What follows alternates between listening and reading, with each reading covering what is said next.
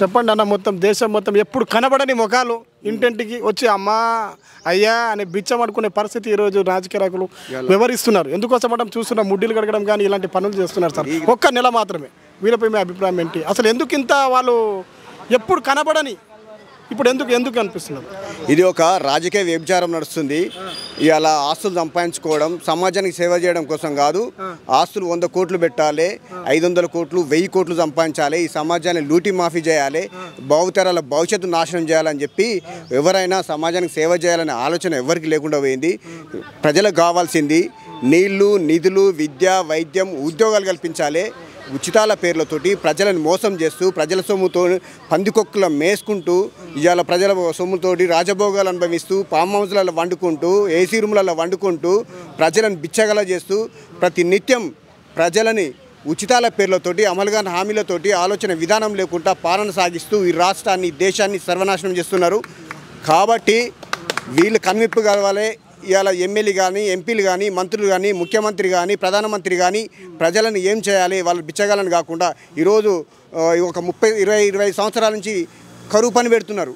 వాళ్ళకి రోజుకు 100-150 రూపాయలు రోజు వేతనం ఇచ్చుకుంటూ ఉపాధి హామీ, దాంతో ఎంప్లాయ్మెంట్ పెట్టు, ఇండస్ట్రీ పెట్టు, ఫుడ్ ప్రాసెసింగ్ యూనిట్లు పెట్టు, ప్రతి మండలానికి ఒక ఇండస్ట్రీ పెట్టు, 2 ఇండస్ట్రీలు పెడితే ఒక 2-3 వేల మందికి ఉపాధి జరుగుతుంది. శాశ్వతమైన పరిష్కారాలు దొరుకుతాయి.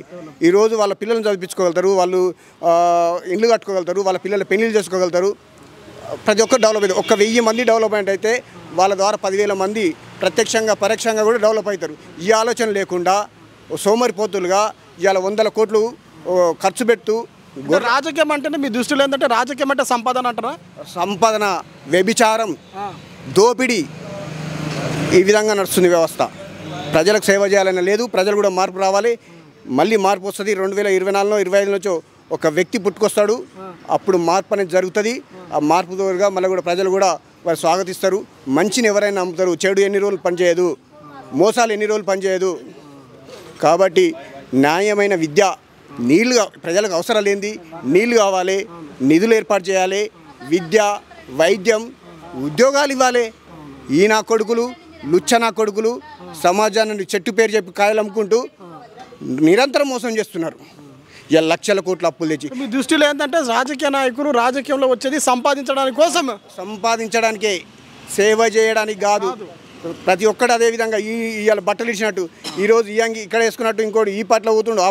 ఎవడు అవకాశవాద రాజకీయాలు అయిపోయినాయి. అవకాశాల కోసం పాకులాడుతున్నారు. అరే వీడిస్తాడో వాడు, నీ దగ్గర శక్తి లేదా? అరే దమ్ముంటే నువ్వు ప్రజలను నేర్పించుకుంటే నిన్నే ఇండిపెండెంట్గా ఏకగ్రంగా అనుకుంటారు. లేకుంటే వన్ సైడ్ గెలిపిస్తారు. ఆలోచన లేకుండా వీని కోసం, ఒకరి మోచేతి నీళ్ళ కోసం వీనికి డప్పు కొట్టడం, వానికి డప్పు కొట్టడం, అవకాశాల కోసం పాకులాడుతున్నారు. ఓకే సార్, మల్కాజ్గిరిగా ఫైనల్గా మీరు ఎంపీగా ఎవరు చూస్తున్నారు? ఇప్పుడున్న పరిస్థితులను బట్టి చూస్తే ఇప్పుడున్నటువంటి దేశ క్లిష్ట పరిస్థితిలో ఉంది. కాబట్టి ఈరోజు బీజేపీ ఉంటేనే కొంచెం, ఎందుకంటే శత్రు దేశాలు మన మీద కాచుకొని చూస్తున్నాయి. ఈ దేశాన్ని ఎప్పుడు సర్వనాశనం చేయాలి, ఎప్పుడు దోపిడీ చేయాలి. ఇలా మనం అదే కాముకున్నట్టయితే ఆఫ్ఘనిస్తాన్ కూడా మన మీద ఫైట్ చేసి ఆక్రమించుకునే అవకాశాలు ఉంటాయి. కాబట్టి బీజేపీకి వెళ్ళగానే ప్రధానమంత్రి మోడీకి కానీ నేను చెప్తున్నా, విద్య మీద, వైద్యం మీద, ఎంప్లాయ్మెంట్ మీద, నీళ్ళ మీద వదిలిపెట్టి ఉపాధి హామీలు కాకుండా శాశ్వతమైన పరిష్కారాలు ఇవ్వాలని కోరుకుంటున్నా. దాని మీద నెక్స్ట్ ఫైట్ చేసేది కూడా నేను ఇలాంటి కార్యక్రమాల్లో ఈ ఎంపీ ఎలక్షన్లు, సర్పంచ్ ఎలక్షన్స్ అయిపోయిన తర్వాత నేను నిరంతరం ఫైట్ చేయడానికి కూడా నేను ముందుకు వస్తున్నా. నేను అది ఏ విధంగా చేయాలని కూడా నేను ఆ కార్యక్రమాలతో ముందుకు పోతాను కూడా ఈ సందర్భంగా తెలియజేస్తున్నాను. కానీ మీలాంటి వాళ్ళు కావాలి సార్. ఎందుకోసం అంటే ప్రజల్లో చైతన్యం రావాలంటే మీలాంటి వాళ్ళు ఖచ్చితంగా కావాలి. మళ్ళీ అదేవిధంగా కూడా ప్రజల్లో కూడా మార్పు రావాలి. వీళ్ళు డబ్బుకు, మందుకు బానిస ఎక్కువ అయిపోతున్నారు సార్. బిచ్చగలను తయారు చేస్తున్నారు. రోజు రోజుకు వాళ్ళకు ఆశ చూపించి మందుకు, బిర్యానీకి, వ్యసనాలకు అలవాటు చేస్తున్నారు. సోమరిపోతులు తయారు చేస్తున్నారు. ఎవరు పనికి వాళ్ళకు పని చేయలేని స్థితికి తీసుకొస్తున్నారు. నేను అడుగుతున్నా, ఈ నాయకులు దేశ విదేశాలు పోతున్నారు, మరి ఏం చేస్తున్నారు? అక్కడ తాయి మసాలాలు చేసుకోవడానికి పోతురా, లేకుంటే చేతుల్లోనే ఏమైనా చేయడానికి పోతురా? అక్కడ ఎందుకు డెవలప్మెంట్ అవుతుంది? ఇక్కడ ఎందుకు ఈ విధంగా ఉంది? ఇంకా లేబర్గా ఉన్నారు. ఇంకా కనీసం కూడికి కూడా నోచుకోలేని పరిస్థితి ఉన్నారు. రోజు అడుక్కునే పరిస్థితి తీసుకొస్తున్నారు. అడుక్కునే వాళ్ళు ఎక్కువైపోతున్నారు రోజు రోజుకు.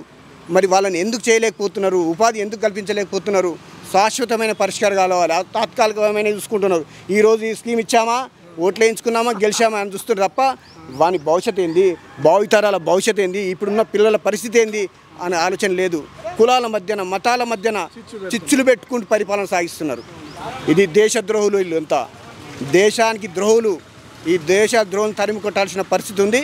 అది కొద్ది రోజుల్లో వస్తుందని కూడా సందర్భంగా తెలుస్తున్నాయి. మీ ద్వారా ఖచ్చితంగా తొరగట్టాలంటే ఎవరు రావాలి ఫైనల్గా పైన ఇప్పుడు అయితే ఇప్పుడు పరిస్థితుల ప్రకారం మోడీకే అవకాశం, మోడీ రావస్తేనే కొంచెం బాగుంటుంది. ఆయన కూడా కఠిన నిర్ణయాలు తీసుకోవాలి.